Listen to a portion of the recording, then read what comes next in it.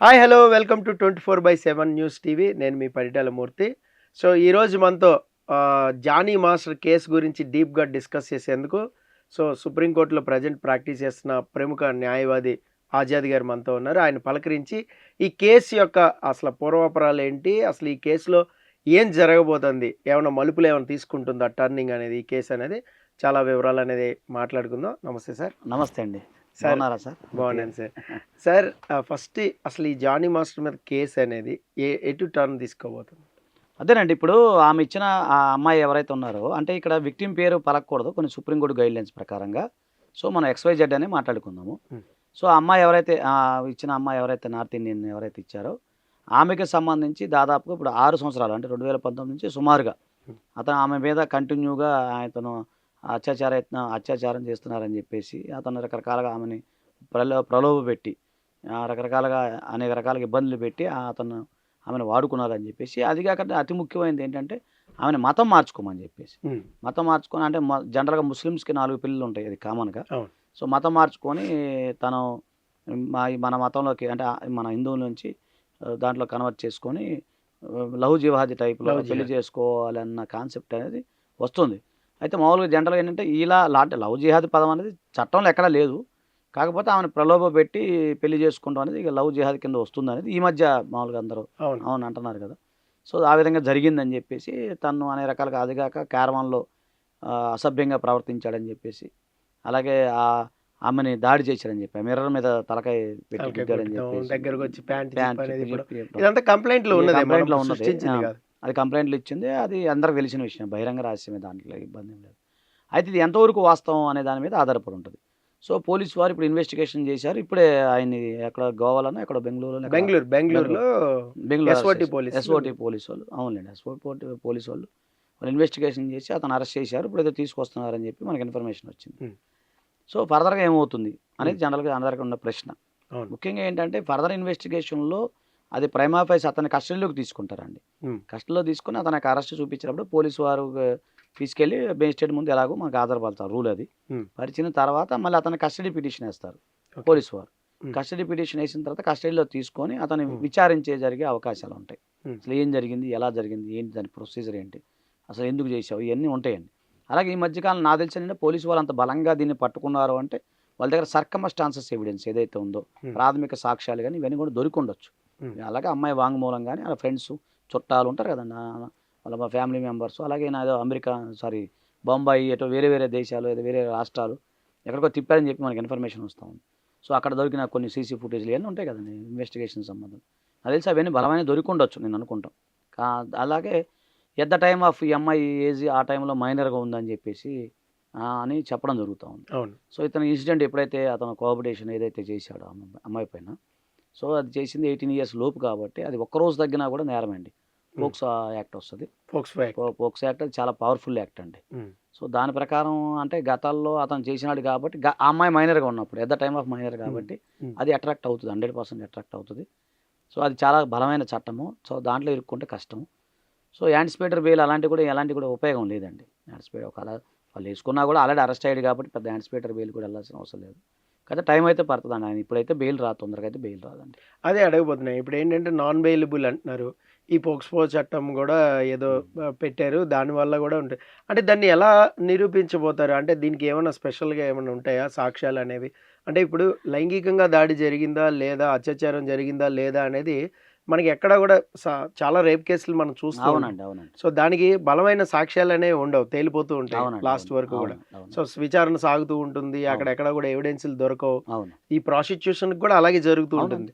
So దీనికి ఈ కేసుకి, జానీ మాస్టర్ కేసుకి పర్టికులర్గా మనం చూస్తే అది ఎలా ఉండబోతుంది అంటారు? అంటే మైనర్గా నిరూపిస్తేనే కదా మీకు పోక్స్పోవాలి. ఎస్ అక్కడ కాదు, ఇలా రాదు. ఇప్పుడు at the time of incident అమ్మాయి ఇప్పుడు కంప్లైంట్ ఇచ్చింది కదా, ఎవరో ఆమె XYZ ఎవరైతే ఉందో ఆమె ఇప్పుడు ఎవరైతే కంప్లైంట్ ఇచ్చారో ఆ కంప్లైంట్ ఇచ్చిన దాని సర్కమస్టాన్సెస్ సందర్భంలో అమ్మాయి వయసు ఎంత, అది SSC రికార్డు ప్రకారం, బర్త్ సర్టిఫికేట్ ప్రకారం అమ్మాయి వయసు ఎంత. ఇప్పుడు అమ్మాయికి 21 years అంటే నాకు తెలిసి 2001లోనో 2000లో పుట్టుండదు ఆ పాప, అంతే కదండి. So at the time of డీలో రావటం ఇవన్నీ ఉంటాయి కదా, అన్ని డీలో రావటం, తర్వాత ఏమి దగ్గర రావటం, తర్వాత అమ్మాయి ఏదో సినిమా కూడా నేను ఎవరో షేర్ చేశాను అవునండి. నాకు వీడియో. సినిమాలు ఏదో కూడా సినిమా కూడా స్టార్ట్ చేసినట్టు అసిస్టెంట్ ఆవిడకి ఏదో మొత్తం అసిస్టెంట్ హీరోయిన్ అనుకుంటా. ఏదో నాకు అది చూసి సరిగ్గా ఐడియా లేదు. ఏదో ఒక వీడియో పెట్టి పంపించారు నాకు. సో దాని ప్రకారం చూసుకుంటే ఆమె సో ఇతను బాగానే సపోర్ట్ చేశాడు అని ఆమె చెప్పింది అందులో. ఆ వీడియోలో అది చెప్పింది. సో అదొకటి. తర్వాత ఈమె మరి వెక్స్ అయిపోయిందా? లేకపోతే భయపడిందా? తర్వాత అతను ఏదో మళ్ళీ పెళ్లి వ్యవహారము అది ఇది అని అన్నాడా? సో ఇవన్నీ కూడా తేలాల్సి ఉంది. అలాగే ఆయన లవ్ జిహాద్ పేరుతో ఏమైనా వేధించాడా? ఇవన్నీ కూడా తేలాల్సి ఉందండి. సో ఏంటంటే ఒకటి చట్టం అనేది తన పనిని తను చేసుకుంటూ వెళ్తది. సో తర్వాత అది జనరల్ మేము ఇది పెద్దగా స్పెషల్ కేసేం కాదండి. కామన్‌గా పెద్ద ఏదో ఆయన జానీ మాస్టర్ ఒక సెలబ్రిటీ కాబట్టి హ్మ్. ఈ పోక్సో అదే అంతా అది సెలబ్రిటీ కాబట్టి అది జరిగింది కాబట్టి కొద్దిగా జనాభా ప్రజల్లో ఇట్లా అమ్మో అమ్మో అని ఉంది కానీ రోజు నడుస్తూనే ఉంటాయి దానికి సంబంధించిన. మేము కూడా చాలా కేసులు ఫైల్ చేశాము. చాలా సంబంధించిన ట్రయల్ చేస్తూనే ఉంటాం.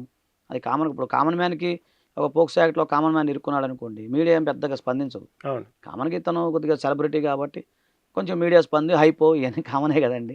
సో దాని ప్రకారం ఆ పెద్దగా ఇదేమి చట్టానికి అతీతమైన కేసు కాదు. పెద్ద బలమైన కేసు అలా ఏముండదు. కామన్‌గా చట్టం ముందు అన్ని కేసులతో పాటు ఇదే కేసు. అదే అభ్యర్థి అక్కడ ఉన్న పర్సన్స్ అక్యూజ్డ్ వేరు కాబట్టి కొంచెం అది దీనికి హైప్ అనేది వచ్చింది. అంతే తప్ప వేరేదేం పెద్దగా ఏమి ఉండదు. మామూలు ప్రొసీజర్ ప్రకారం చట్ట ప్రకారం పోలీసులు ఇన్వెస్టిగేషన్ వాళ్ళు చేస్తారు. చేసిన తర్వాత మీరు ఒక మాట అన్నారు సార్, ఆ ఎవిడెన్స్ ఎలా దొరుకుతుంది? ఎప్పుడో జరిగింది దాని సంఘటన కంటే అంటే పోలీసు వాళ్ళు ఏం చేస్తారు, కొన్ని రక్త పరీక్షలు కూడా నమోదు చేసి చూస్తారు. డిఎన్ఏ టెస్ట్లు అనేవి ఇవన్నీ ఉంటాయి. అవి ఫోరెన్సిక్ ల్యాబొరేటరీలో సంబంధించినవి అవన్నీ చేస్తారు. చేసిన తర్వాత ఇక్కడ రేప్ అంటే చాలామంది అనుకునేది ఏంటంటే బలవంతంగా బలాత్కారం చేయడం కూడా రేప్ అనుకుంటారు. కాదండి, అది కాదు. చట్టంలో అదొక సెక్షన్లో ఒక సబ్ సెక్షన్ అంతే. ఒక వ్యక్తి ఒక మహిళ తనకు ఇష్టపడి కూడా ఆమె కనుక పార్టిసిపేట్ చేసినా కూడా పార్టిసిపేట్ చేసినా కూడా అది కూడా రేపుగా పరిగణించవచ్చు. ఎట్లా ఏదైనా సందర్భంలో ఆమెను కనుక కొన్ని ప్రలోభాలకు గురి చేసి అంటే పెళ్లి చేసుకుంటానని చెప్పడమా, మోసం చేయటమా, లేకపోతే ఇప్పుడు 16 బిఎన్ఎస్ ఉంది కదండి, అది కానీ లేదా ఇంకేదన్నా మాటల సందర్భంలో నీకు అది కొనిస్తాను ఏదో ఉంటాయి కదా, అవన్నీ చెప్పడం వల్ల అది కూడా రేపుగా పరిగణించబడుతుంది. చాలా మంది ఏమంటారు రేపు అంటే బలవంతంగా బలాత్కారం చేయటమా రేపు అనుకుంటారు. కాదు, ప్రలోభ పెట్టి లోపరుచుకోవడం ఇట్ లీడ్స్ టు రేపే. సో ఇది ఆ కోణంలో జరిగింది. ఇది బలవంతం చేసింది కాదు, ఇది ఆ కోణంలో జరిగింది. సో అమ్మాయి చెప్పింది ఏంటంటే అది నన్ను బలవంతం కూడా చేశాడని అంటున్నారు కాబట్టి అవన్నీ విక్టిమ్ యొక్క వాంగ్మూలం ఏదైతే ఉందో ఆమె ఇచ్చేది ఏదైతే చూసుకుని ఇవన్నీ చూసుకున్న తర్వాత ముందైతే ఈ ఎఫ్ఐఆర్ ఏదైతే నమోదైందో పోక్సో అంటే మొన్నటిదాకా 376 పెట్టారు కదా, పోక్సో యాక్ట్ దాన్ని అమెండ్మెంట్ చేస్తారు. చేసినప్పుడు అతను ఆటోమేటిక్గా జ్యుడిషియల్ కస్టడీకి వెళ్ళిపోతాడు. అది నా ప్రశ్న ఏంటంటే ఇది ఎప్పుడో జరిగింది కదా, అది ఇప్పుడు తెలుస్తుందా అనేది ఒక క్వశ్చన్. అలా కాదు. ఇప్పుడు ఎలా జరుగుతుందంటే ఇట్ హ్యాస్ బీన్ కంటిన్యూ కదండి. ఇప్పుడు ఆమె ఏం చెప్తుంది అమ్మాయి, ఇప్పుడు 21 ఇయర్స్ నాకు ఆయనకి 6 సంవత్సరాల రిలేషన్లో నన్ను ఇట్లా చేశాడో పలానా సందర్భంలో చేసుకుంటూ వస్తున్నాడు కదా. క్రైమ్ అనేది ఎండ్ అవ్వలేదు కదా సార్. క్రైమ్ అనేది కంటిన్యూ అవుతుంది. ఓకే, క్రైమ్ ఎప్పుడో ఎండ్ అయిన 6 సంవత్సరాల క్రితం ఎండ్ అయినా కూడా పోలీసు వాళ్ళు ఇన్వెస్టిగేషన్ తేలుతుంది. అయితే క్రిమినల్ కేసులు ఎలా ఉంటుందంటే విక్టిమ్ ఇట్ సెల్ఫ్ ఆమె చెప్పిందే ఉంటుంది అనమాట. ఇది ప్రైమా ఫేసి ఎవిడెన్స్ ఏదైతే ఉందో విక్టిమ్ ఇట్ సెల్ఫ్ ఆమె చెప్పిందే ఏదైతే ఉందో ఆ విక్టిమ్ ఆమె చెప్పింది ఆర్ సెల్ఫ్ ఆమె నేనుగా ఇలా జరిగిందని ఆమె చెప్పింది అనుకోండి. చెప్పినప్పుడు దాన్ని పరిగణిస్తారు పోలీసు వారు. అయితే కొన్ని సందర్భాల్లో ఫేక్ కేసులు కూడా ఉన్నాయి. గతంలో ఒక మహిళలు పురుషుల మీద బెదిరించిన కేసులు కూడా ఉంటాయి. అది పోలీసు వాళ్ళ ఇన్వెస్టిగేషన్లో తెలిసిద్ది అనమాట. సో ఈ కేసులో చూసుకున్నట్లయితే ఇప్పుడు ఉదాహరణకి ఆమె 21 ఇయర్స్ అండి. ఆమె ఈరోజు కంప్లైంట్ ఇచ్చింది. ఆమె ఏం చెప్పింది, నా మీద గత 6 సంవత్సరాలుగా కొనసాగుతుంది, లేదా 5 సంవత్సరాలుగా కొనసాగుతుంది అంటే అప్పుడు ఆ వయసు ఎంత 17, 16 అంతే కదా సార్. కుడియానికి ఒక సంవత్సరం అటు ఇటు మొత్తం కదా మైనరే కదా. సో అప్పుడు జరిగిందనే పోలీసు వారు ఇన్వెస్టిగేషన్లో తేలిందనుకోండి, అతను ఆటోమేటిక్గా ఎంక్వైరీ చేస్తారు, ఇన్వెస్టిగేషన్ చేస్తారు. అంటే కొన్ని సాక్ష్యాలు బయటికి మన రావు కదా, ఇన్ కెమెరా ప్రాసెస్లో జరుగుతాయి ఇలాంటివన్నీ. ఇప్పుడు 376 కానీ చిన్నపిల్లల మీద జరిగేది ఏంటంటే బహిరంగంగా చెప్పకూడదు కదా. సో అది ఇన్ కెమెరా ప్రాసెస్లో ఉంటే కొన్ని పోలీసు వారు కూడా చెప్పడానికి అవకాశాలు ఉండవు, కోర్టులో కూడా చెప్పడానికి ఉండదు. ఇప్పుడు మేము కూడా ఈ రేప్ కేసులు కానీ తర్వాత ఇలాంటి పోక్సో కేసుల్లో ఏదైనా క్రాస్ అయి జరిగినప్పుడు in camera process. In camera అంటే ఎవరు ఉండరు, మేము జడ్జి గారు సంబంధిత విక్టిము సంబంధిత ఒక అదర్ ప్రాసిక్యూషన్ వేరే వాళ్ళు ఉంటారు తప్ప మిగతా వాళ్ళు ఎవరు ఉండరు. కేసుకు సంబంధం లేని వాళ్ళు ఎలా చేయరు. దాని మీద క్రాస్ చేసేటప్పుడు అలా జరుగుతుంది. నేను కూడా చాలా కేసుల్లో చేయడం జరిగింది. సో సేమ్ కూడా ఇది కూడా అంతేనండి. పెద్దగా దీనికి ఏమి ప్రత్యేకంగా ఏమి ఉండదు. ఆ యాక్ట్ ప్రకారం పోలీసు వాళ్ళు ఇన్వెస్టిగేషన్ చేస్తారు, ఆయన అరెస్ట్ చేస్తారు. ఆయన టైం అయితే వెంటనే రాదు, బెయిల్ అయితే రాదు.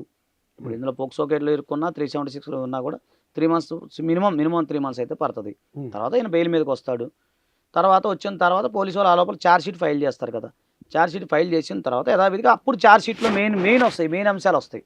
ఇప్పుడు ఎఫ్ఐఆర్లో జస్ట్ ప్రాథమిక అంశాలు మాత్రమే ఉంటాయి. ఛార్జ్ షీట్ ఎప్పుడైతే ఫ్రేమ్ అయ్యి ఛార్జ్ షీట్ ఎప్పుడైతే చేస్తారో అందులో మనం చూడాలి. అందులో క్లియర్గా ఉంటుంది అనమాట. ఎలా ఎవిడెన్సు, ఏం జరిగింది, ఎలా జరిగింది, మొత్తం వాళ్ళు అందులో చెప్తారు, క్లుప్తంగా చెప్తారు. దానికి సంబంధించిన ఐఓ ఎవరు, ఇన్వెస్టిగేషన్ ఆఫీసర్ ఎవరు, తర్వాత ఎల్డబ్ల్యూ ఎవరు, వీళ్ళంతా ఉంటారు. లిస్ట్ ఆఫ్ విట్నెస్లు ఎన్ని లెక్కలు వస్తాయి, తర్వాత దానికి సంబంధించిన ఫోరెన్సిక్ ల్యాబొరేటరీకి సంబంధించిన ఏమేమి ఎవిడెన్స్లు ఉన్నాయి, అవన్నీ ఛార్జ్ షీట్లో మాత్రం ఫ్రేమ్ అవుతాయి. ఇప్పుడు ఎఫ్ఐఆర్లో జస్ట్ ఊనే ఎఫ్ఐఆర్ అంటే ఏంటి, ఫస్ట్ అంతే తప్ప ఏం లేదు. ఇప్పుడు అయితే ఇంకోటి, accused is innocent until proven guilty. ఇప్పుడు ఒక వ్యక్తి మీద నేరారోపణ చేసినంత మాత్రం అంత నేరం చేసినట్టు కాదు కదా. పోలీసు వాళ్ళకి శిక్షించే రైట్ అయితే ఉండదు కదా. ఉండదు. పోలీసు అది కోర్టు, అది వాళ్ళు గౌరవ అరెస్ట్ చేసి న్యాయస్థానం కోర్టు ముందు అంతవరకే పెడతారు. కానీ గౌరవ న్యాయస్థానాలే కదా తీర్చేది. అతను చేశాడా జ్ఞానం. ఇప్పుడు మీరు అన్నారు ఒక మాట ఇందాడ స్టార్టింగ్లో, ఇది చాలా రోజులు టైం అయిపోయింది కదా, డిలే అయిపోయింది కదా, మరి ఎవిడెన్స్ దొరికిద్దా లేదా, ఇవన్నీ ఎలా ఉంటాయి అనేది పోలీసుల ఇన్వెస్టిగేషన్లో వాళ్ళు సరైన సాక్ష్యాలు కనుక సమర్పించారనుకోండి కోర్టు వారికి, అప్పుడు అతనికి శిక్ష పడే అవకాశం ఉంటుంది. లేదు సరైన ఎవిడెన్స్ లేదనుకోండి, ఎక్విటల్గా బయటకు వస్తాడు. సో దానికి సంబంధించిన డిఫెన్స్ అడ్వకేట్కి ఇప్పుడు మాలాంటి వాళ్ళు పెట్టుకున్నారనుకోండి, జనరల్గా మామూలుగా చెప్తున్నాను, ఎవరైనా ఏదో లాయర్ అని పెట్టుకోవాల్సిందే కదా, డిఫెన్స్ అడ్వకేట్స్ అవుతాం మేము అందరం కూడా. అప్పుడు మేమేం చేస్తాం, మా క్లయింట్ చాలా ఇన్నోసెంట్ అని మేము ప్రూవ్ చేస్తాం, అంతే కదా సార్. ఇప్పుడు మా యొక్క వృత్తిలో ధర్మం అదే కదా. సో ఎవరు న్యాయవాదని, ఏ న్యాయవాదని అంతే కదా. సో ఆ విధంగా మా యొక్క ఇన్నోసెన్స్ని ప్రూవ్ చేసుకుంటాం. ఎందుకంటే అక్యూజ్డ్ అనే వ్యక్తి కొన్ని రైట్స్ ఉంటాయి. అదే ఒకవేళ ఇన్నోసెంట్ అయితే ఇన్నోసెంట్ అని prove ఇన్నోసెంట్ చేస్తారు. ప్రూవ్ చేస్తాం. లేదంటే కోర్టు వారు ఆ యొక్క సాక్ష్యాధారాలు ఉంటే ఆ ప్రాసిక్యూషన్ ఎలిగేషన్స్ ఏమున్నాయి చూసుకుని అతనికి శిక్ష పడుతుంది. ఇది ప్రొసీజర్గా అన్ని కేసుల్లో జరిగేదే. ఇప్పుడు ఫోక్స్పో పెట్టిన మీరు అన్నట్టు 378 పెట్టిన ఈ ఫ్రేమింగ్ చేసినప్పుడు జానీ మాస్టర్ ఒకవేళ మనకి శిక్షకి అర్హుడు అనుకున్నప్పుడు ఎలాంటి శిక్షలు పడే అవకాశం ఉంది? మీకు రుజువు అయితే కదండి, మీరు అడిగి రుజువు రుజువు అయితే ఏమవుద్ది అన్నారు. 7 years నుంచి 10 years వరకు ఉంది సార్ ఆ జైలు శిక్ష.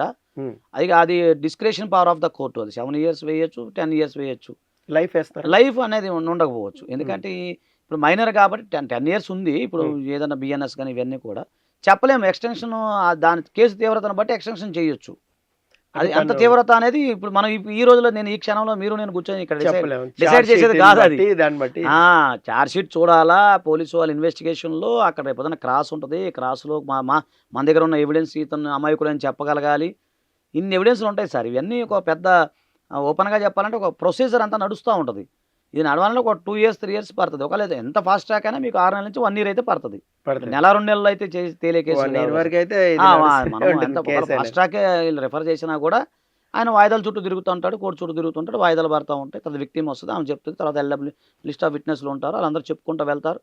తర్వాత లాస్ట్లో ఆర్గ్యుమెంట్స్ అవన్నీ ఉంటాయండి. ఆర్గ్యుమెంట్స్ అసలు ఏం జరిగింది ఏంటి, ఒకవేళ రుజువు అయితే మాత్రం ఖచ్చితంగా ఒక రుజువు అయితే 7 years 10 years 10 years వేసుకోవచ్చు. 10 years అయితే అంటే చాలా మంది 21 ఏళ్ళు 20 ఏళ్ళు అంటే అది మీరు చెప్పేది టిల్ 20 years ఉంటుందండి.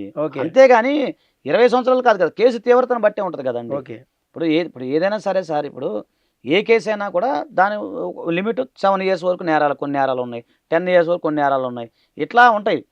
అది కోర్టు డిస్క్రిషన్ చేసేది కానీ మనం ఏదో తమ్మునేలు పెట్టేసి లేదా యూట్యూబ్లో మనం చెప్పేసి ఇక్కడ కూర్చొని మనం డిసైడ్ చేసేది కాదు కదా. లా అనేది అలా ఉంటుంది. ఎన్నో సర్కమ్స్టాన్సెస్లు ఉంటాయి, దాని మీద ఎన్నో ఎవిడెన్స్లు ఉంటాయి, ఎన్నో దానికి సంబంధించిన ఆర్గ్యుమెంట్స్ ఉంటాయి, కొన్ని జడ్జిమెంట్స్ ఉంటాయి. ఇవన్నీ స్టడీ చేయాలి. స్టడీ చేసిన తర్వాత మొత్తం ఎంత అయిన తర్వాత discretion power of the court. ఆ డిస్క్రిషన్ మీరు అన్నట్టు కోర్టు వారు మీరు అనుకున్నట్టు 10 years 15 years 20 years ఇచ్చింది అనుకుంది, లేదా లైఫ్ టైం ఇచ్చింది అనుకోండి, అప్పీల్ ఉంటుందిగా. అప్పీల్ అయితే పక్కా ఉంటుంది కదా సార్. అప్పీల్లో మళ్ళీ తగ్గచ్చు, పెంచచ్చు. మరి అది కూడా రైట్ అయితే ఉంటుంది, అక్యూజ్డ్కున్న రైట్ కదా. మళ్ళీ హైకోర్టు పోతే మరి సుప్రీంకోర్టు ఉంటుంది కదా. సుప్రీంకోర్టు కొన్ని సందర్భాల్లో మొన్న ఒక అతను ఉన్నాడు, ఆ పాపం తల్లిని చంపిన కేసులో అతను హైకోర్టులో అరెస్ట్ అయ్యాడు. అసలు అతను తర్వాత హైకోర్టు వారు కింద కోర్టులో లైఫ్ పడింది ఏంటి. అయితే హైకోర్టు విచారించింది, అరే ఇంత అమాయకు నుంచి జైల్లో పెట్టారేంటి అని చెప్పి అతను ఎక్విటల్ చేసినారు హైకోర్టు వారు. చేసి అతనికి కాంపన్సేషన్ కూడా పే చేశారు. అంతేందుకు సత్యంబాబు కేసు చూసుకుందామండి మనం. ఆయుష మేర కేసులో ఏమైందండి, పాపం అతను తీసుకొచ్చి జైల్లో పెట్టారు. ఎవరు కాదు బాబా ఆయన నేరం చేయలేదు, అందరం మొత్తుకున్నాము. ఇప్పుడు మీరు కూడా సీనియర్ జర్నలిస్ట్ మీకు ఐడియా ఉంది కదా. చేసిన తర్వాత లాస్ట్కి సుప్రీంకోర్టు వారు అతను ఎంత అమాయకం తీసుకుని లోపలేసి అని చెప్పి ₹1 కోటి అతనికి ఇవ్వడం జరిగింది. మరి ఏమంటారు దానికి. సో అంతే నేను ఏమంటున్నానంటే ఏ కేసు అయినా కూడా మనం పారదర్శకత చూడాలా.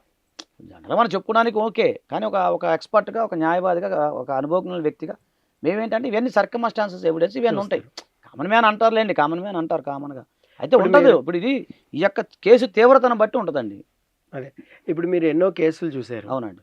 ఈ ఫోక్స్పో 378 కూడా చాలా చూస్తుంటారు. అవునండి. So maximum 376. సో వీటికి మాక్సిమం ఎంత టైం పడుతుంది అంటారు తేలటానికి? అంటే నేను అదే చెప్తున్నాను, ఫాస్ట్ ట్రాక్ కోర్టు పోక్సో చట్టానికి సంబంధించిన ఫాస్ట్ ట్రాక్ కోర్టు ఉంది. సో అంటే అట్ ద టైమ్ ఆఫ్ అమ్మాయి ఇన్సిడెంట్ జరిగినప్పుడు నిజంగా అంటే అమ్మాయి ఏజ్ ఉండొచ్చు, నిజంగా అత్యాచారం జరిగిందా లేదనేది పోలీసు వారు ఎంక్వైరీ చేయాలి. ఒకవేళ జరిగింది నిజంగానే పాపం అమ్మాయి విక్టిమ్ అని అనుకున్నప్పుడు మనం సపోర్ట్ చేస్తాం, అది ఇబ్బంది లేదు. కాకపోతే కోర్టు వారు అది అది స్పెషల్గా తీసుకొని ఫాస్ట్ ట్రాక్ కోర్టుకి ఇస్తారా లేదా జనరల్ కోర్టుకి ఇస్తారా అనేది తేలాల్సింది. అది ఇంకా టైం పడుతుంది. అది ఇప్పుడే కదా ఆయన అరెస్ట్ అయింది. అవును. 1 మంత్ ట్రయల్ ఎప్పుడైతే స్టార్ట్ అయితే దాన్ని బట్టి వాళ్ళు ఫాస్ట్ ట్రాక్ అంటే చెప్పే కదా 6 మంత్స్ నుంచి 6 months 1 year. 1 ఇయర్లో అయిపోతుంది. సరే, ఇంకొక డౌట్ ఉంది నాకేంటంటే, ఇప్పుడు ఈ కోర్టు గానీ, సపోజ్ ఈ కేసు వెనకాల బలంగా గానీ, ఏమన్నా రాజకీయ శక్తులు ఉండే అవకాశం ఉంటుందా? అంటే వాళ్ళు ఇన్‌ఫ్లుయెన్స్ చేయొచ్చంటారా ఇలాంటి వాటిల్ని? అంటే ఒకటండి, ఇప్పుడు ఇది పారదర్శకంగా ఉందనే నేను భావిస్తున్నాను. నేనైతే నా వ్యక్తిగత అభిప్రాయం. హ్మ్. ఇక రాజకీయ ఒత్తిళ్ళు అవి అవి ఏమన్నా ఉంటే కోర్టుకిను దీనికి సంబంధం లేదు. అంటే ఆ అమ్మాయికి వాళ్ళు బలంగా ఒకళ్ళు నుంచున్నారు వెనకాల. అంటే అందుకనే ఆ అమ్మాయి ధైర్యంగా వచ్చి చెప్పింది. అలా మేమున్నాం ఎలా తీసుకోండి. అంటే ఇలాంటి వాటికి ముందుకెళ్ళాలి అంటే కొంచెం సంకోచిస్తారు కదా అమ్మాయిలు అవును అవును మామూలుగా. అవును అందులోనూ ద ఫేమస్ కొరియోగ్రాఫర్, ఆయన అవును 2 నేషనల్ అవార్డులు వచ్చినాయి. అవునవును సో అంత బలమైన శక్తిని ఢీకొనాలి. పైగా రాజకీయంగా చూస్తే జానీ మాస్టర్ జనసేన జనసేనలో ఉన్నారు కదా. పార్టీలో అవునవును ఉన్నాడు, కండువా వేసుకున్నాడు. అంతకు ముందు సపోర్ట్ కూడా కూడా పవన్ ఉన్నట్టున్నారు. కళ్యాణ్ సపోర్టింగ్ ఉన్నాడు. అవునవును. అలాంటి శక్తిని ఎదుర్కోవాలంటే మనకు కూడా ఒక శక్తి ఉండాలి కదా. ఇప్పుడు ఏంటంటే చాలా మంది అంటున్నారు, ఈ అమ్మాయికి కూడా ఒక సీనియర్ హీరోలు ఉన్నారు, వాళ్ళు కొంచెం బలంగా సపోర్ట్గా నిలబడ్డారు, ముందుకెళ్ళి అని చెప్తున్నారు. అందుకనే ఇన్ని సంవత్సరాల తర్వాత ఇన్సిడెంట్ వచ్చింది బయటికనే ఒక ఇది ఉంది. అంటే ఇదంటే ఏంటది ఒక టాక్ సార్. ఇదంటే సార్? ఒక టాక్ ఇప్పుడు ఉంది. ఒకటి సార్, సార్. ఒక కామన్ మ్యాన్ మాట్లాడుకుంటే ఉమ్, సంతోషం. ఉమ్, కానీ ఒక ఎక్స్పర్ట్గా, ఒక జర్నలిస్ట్గా, బీయింగ్ ఏ జర్నలిస్ట్గా మీరు కానీ, ఉమ్, బీయింగ్ అన్ అడ్వకేట్గా నేను కానీ, ఉమ్, వితౌట్ ఎవిడెన్స్ ప్రూఫ్ లేకుండా, ఇప్పుడు ఎవిడెన్స్ లేదు మన దగ్గర, ఉమ్, టాక్ వేరు వదిలేయండి, టాకు మనకు సంబంధం ఉమ్. లేదు. అవి లేకుండా మనం ఇద్దరం మాట్లాడగలుగుతామా సార్? మాట్లాడలేం. మీరు చెప్పండి. అంటే నా క్వశ్చన్ అంటే ఏంటంటే, మీరు చెప్పేది ఊహాజనితమైన ఆలోచన. ఊహాజనితం ఏం కాదు. నా ఆ, నా నా క్వశ్చన్ ఏంటంటే, ఆ. ఇలా రాజకీయ అంశాల్లో పెద్ద బడబాబులు ఇలాగ న్యాయస్థానాన్ని కానీ ఇలాగ లేదంటే పోలీసుల్ని కానీ ఇన్ఫ్లుయెన్స్ చేసేది ఉందా అని అడుగుతున్నాను. ఉండదండి. చట్టం ముందు ఉమ్, అందరూ సమానులే. ఉమ్, నేను అనుకుంటాం ఏంటంటే, మీరు అడిగిన ప్రశ్న ఏమంటున్నారు, కరెక్ట్ ప్రశ్న అడిగారు. రాజకీయ శక్తితోనే ఈ కేసు నడుస్తుందా అనేది మీరు అడిగే ప్రశ్న. అవును. ఎస్. నేనైతే నో అనే చెప్తాను. ఉమ్, ఎందుకు అంటే, చట్టం ముందు అందరూ సమానులే. ఎవరు ఒకరు ఇన్ఫ్లుయెన్స్ చేసేది కాదు. ఈ ఈ పాప ఎవరైతే, ఈ అమ్మాయి ఎవరైతే ఉందో, ఆమె నిజంగానే సఫర్ అవుతుంది, ఆమె సఫర్ అయింది కూడా. సో కాబట్టే కదా ఆమె ఇచ్చేది. సార్ ఒక్క మాట చెప్తాను సార్, జనరల్గా ఇవన్నీ టాక్స్ అనేది పక్కన పెడదాం. ఉమ్, నేను ఏ పార్టీకి సంబంధించిన వ్యక్తిని కాదు. పొలిటికల్ అనేది పెద్ద నాలెడ్జ్ కూడా లేదు, జస్ట్ పేపర్లో చదవడం తప్ప. ఉమ్, మీరు అడిగిన ప్రశ్నకి సమాధానం ఏంటంటే, పిల్లను కూడా మన గదిలో వేసి పెడితే అది పులి అవుతుంది. అవును. సో ఈయన ఎంత బాధలు పెట్టి ఉండొచ్చు అనేది మనం ఒక రకంగా ఆలోచించాలి. ఉమ్, ఒకటి లేదు, మీరు అనుకున్నట్టు ఈ మధ్య హనీ ట్రాప్ కూడా జరుగుతూ ఉంది. ఉమ్, హనీ ట్రాప్ అనేది మనం చూస్తూనే ఉన్నాం చూస్తూనే కదా. ఉన్నాగా. సో ఆ కోణంలో కూడా మనం ఆలోచించాలి. ఆలోచించాలి. ఇప్పుడు మనం ఏంటంటే, కాయిన్కి 2 వైపులా కూడా, మీరు అన్నట్టు కాయిన్కి 2 వైపులా ఆలోచిద్దాం. ఇప్పుడు మీరు చెప్పేది హనీ ట్రాప్ లాగా ఏమైనా జరిగింది అనేది కూడా మీరు ప్రశ్నిస్తున్నారు. ఉమ్, సో ఇవన్నీ కూడా ఏంటంటే, ముందు ఒకసారి పోలీసులు ఇన్వెస్టిగేషన్ చేసిన తర్వాత నాకు తెలిసి ఇది హనీ ట్రాప్ కాదకపోవచ్చు. ఎందుకంటే పోలీసు వాళ్ళు ఎంత పెద్ద ఎత్తున ఎస్ఓటి వారు వెళ్ళి చేస్తున్నారంటే, పవర్ఫుల్గా చేస్తున్నారు అంటే, ఇది ఇన్సిడెంట్ నిజమైందని మనం భావించాలి. ఉమ్, ఒకటి. ఉమ్, సో రెండోది ఇంకోటి ఏంటంటే, ఇప్పుడు జానీ మాస్టరు ఫేమ్ అంటే ఏమేమి, ఆయన ఎవరికి ఫేము, ఆయన డ్యాన్స్ మాస్టర్గా ఆయనకి ఫేము. అంతేకాని సమాజంలో లేదా ఈ వ్యవస్థ నడిపే వ్యక్తి అయితే కాదుగా ఆయన. కాదు. మీరు ఒకసారి ఆలోచించండి. చట్టానికి అయితే ఫేమస్ కాదు. చట్టానికి అయితే ఫేమస్ కదా, ఏదో 4 ఉమ్, డాన్సులు వేస్తారు. నేనే చూడాలి ఆయన సినిమాలు ఏమో చెప్తాను, కానీ మనకు అంత సినిమా ఉమ్, పరిజ్ఞానం కూడా లేదు. ఉమ్, ఏదో సినిమా డాన్సర్ ఆయన, ఒక రకంగా డాన్సర్లో పేరు మోసిన డాన్సర్. ఇప్పుడు మా చిన్నప్పుడు ప్రభుదేవ, ఇప్పుడు కూడా ఆయన అనుకుంటే నాకు తెలియదు, ప్రేమికుడు చిన్నప్పుడు చూసాం, ఆ, అప్పుడు అది గొప్ప. సో తర్వాత ఎంతోమంది ఉన్నారు, వచ్చారు. మాస్టర్స్ చాలా మంది వచ్చారు. ఇప్పుడు ఆయన యొక్క డ్యాన్స్లో ఫేమస్, అంతే కదా సార్, అంతే. వ్యవస్థలో కాదుగా. కాదు. మరి అలాప్పుడు ఆయన పెద్ద ఇన్ఫ్లుయెన్స్ చేసేది ఏముందండి. ఇంకోటి చెప్పమంటారా, మీరు ఏమనుకోవద్దు, ఈ డ్యాన్స్ మాస్టర్లు లేకపోతే ఈ యొక్క హీరోలు కానీ లేకపోతే ఈ హీరోయిన్లు వీళ్ళంతా కూడా ఏంటంటే, జస్ట్ ఉదయించే సూర్యులు తర్వాత అస్తమిస్తారు ఒక స్థాయికి. ఇప్పుడు ఉదాహరణకు రాకేష్ మాస్టర్ గారు ఉన్నారు, మొన్నదాకా నేను చూశాను. ఒకప్పుడు ఆయన అసలు 60 సినిమాలు తీసేవాడు సంవత్సరానికి. అవును. అలాంతా శిష్యులే వీళ్ళు. అవును. మరి ఏమైపోయాయి లాస్ట్లో? అంతకుముందు ఏదో పాత మస్తాన్ మాస్టరా ఒక ఆయన ఉన్నాడు, పాతది, సత్యం మాస్టారు, శివ సత్యం, ఇంకొక ఆయన ఉన్నాడు, ఆయన కూడా రాజశేఖర్ గారు. నాకు ఐడియా లేదు. ముత్యమల్లె మారిపోయే మల్లె మొగ్గ అన్న సాంగ్ ఉంటుంది. అంటే చెప్తే నాకు తెలియదు, ఆయన మాస్టర్, ఆయన కూడా చాలా ఫేమస్. లాస్ట్ మూమెంట్లో ఆయన ఒక చిన్న మెట్ల దగ్గర తినడానికి తిండి లేకుండా ఉన్నాడు, ఆయన పేరు ఏదో ఉంది. సో నేనేమంటానంటే, జస్ట్ నెట్లో చూసినవన్నీ. సో అంటే ఇక్కడ వీళ్ళు వాళ్ళ వ్యవస్థలో, అంటే ఒక సినిమా పరిశ్రమలో, లేకపోతే సినిమా కూడా కాదు, ఇది సినిమా పరిశ్రమ కూడా కాదు, డ్యాన్స్ పరిశ్రమలో, డ్యాన్స్లో ఆయన డాన్సర్ అంతే. నేను వ్యవస్థ నడిపించే వ్యక్తి అంత పెద్ద ఇన్ఫ్లుయెన్సర్ ఏం కాదు కదండి. ఇప్పుడు మా దగ్గరికి వచ్చిన ఆయన మా క్లయింట్ అవుతాడు. అంటే డాన్స్ 4 సార్లు టీవీలో కనపడేసరికి కొద్దిగా ఫేమస్ అవుతారు, అంతే కదా. అంతే. ఇంకోటి సినిమా వాళ్ళు సినిమాలో మహానుభావులు చాలామంది హీరోస్ ఉన్నారు. వాళ్ళు ఎంకరేజ్ చేస్తే ఈయనకు సినిమాలు వస్తాయి. వాళ్ళు ఎంకరేజ్ చేయకపోతే రావు కదండి. అంతే కదా. సో ఎవరి వ్యవస్థలో వాళ్ళు గొప్పోళ్ళు కానీ మనకేమంతగా ఏమి ఉండదండి. అంత పెద్ద ప్రభావం ఏదో నేను చూశాను కొన్ని వీడియోలు ఏదో పెట్టారు. ఆయన ఆ హీరో ఇన్ఫ్లుయెన్స్ చేశాడు. అంత టైము తీరిక ఎక్కడ ఉండదండి. కాకపోతే ఆ పాప ఎవరో బాగా సఫర్ అయి ఉండొచ్చు. తట్టుకోలేక బయటపడిందని నేను అనుకుంటున్నాను అంతే. అంటే చార్జ్ షీట్ వస్తే గానీ మిగతా చార్జ్ షీట్ వస్తుంది సార్. రాదు. మీరు అంటే తీసుకొద్దాము, మా కోర్టులో ఉంటుంది కదా, తెప్పిస్తాము, ఉమ్. తీసుకొద్దాం, ఇక్కడ కూర్చుందాం, డైరెక్ట్గా మాట్లాడదాం, ఏముంది. ఆ లోపల జానీ గారు వాళ్ళు బయటకు వస్తే ఆయన కూడా కూర్చోబెడదాం, తప్పే ఉందండి. Sure. కానీ ఒకటి మాత్రం చెప్తున్నాను, అన్యాయం జరిగిన ఎవరికైతే ఉన్నారో, Hmm. విక్టిమ్స్ ఎవరైతే ఉన్నారో, విక్టిమ్స్ నేను అనేది విక్టిమ్ ఎవరైనా కావచ్చు, ఇందులో ఈ కేసులో విక్టిమ్స్ ఎవరైనా కావచ్చు, Hmm. విక్టిమ్స్ అందరికి కూడా న్యాయం జరగాలని మనం కోరుకుందాం. Okay sir, thank you sir, thank you so much. మా స్టూడియోకి వచ్చారు, Thank you. చాలా వాల్యుబుల్ విషయాలు అనేది చెప్పారు. సో ఇది అడ్వకేట్ ఆజాద్ గారితో డిస్కషన్. మరొకసారి మళ్ళీ చార్జ్ షీట్ వచ్చాక సార్ని కూర్చోబెట్టి అనేక విషయాలు అనేది చర్చించుకుందాం. This is Paritala Murthy signing off. By by.